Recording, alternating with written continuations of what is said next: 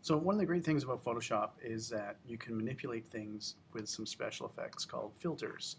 I'm just going to show you a couple of them here. So say, for example, you've got a picture of something that's moving. Here's a picture of my wife jumping. Wherever we travel, she always gets jumping Nadine pictures. So what I want to do to this is I want to add a little bit of a motion blur to it.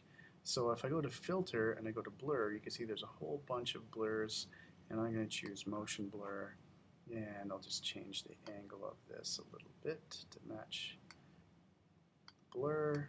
Now obviously this is blurring something and it's making it worse, but if we had just selected her, just as an example, and I'll do that right quick here. Let's use the quick selection tool.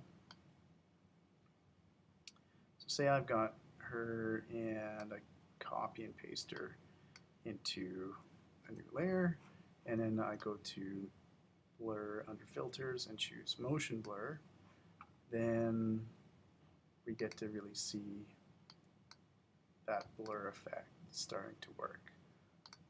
Okay, so that's kind of what we're looking for. Now, with this image, you can blur that if you like. Or what you can do is with the other images, you can just experiment with some of the filters. So this image here, you can choose any of these. So for example, if I want to choose artistic and I want to turn this into a watercolor painting, I choose watercolor, and there we go. And you can see it previews all of these different types of filters. And if you find one that you like, basically, you can manipulate different features within that filter, and then you hit OK, and you've got your filtered product. So we're going to get you to do that with the images that are in the folder. You can take people's faces. So here's a picture of me, which is frightening, I know.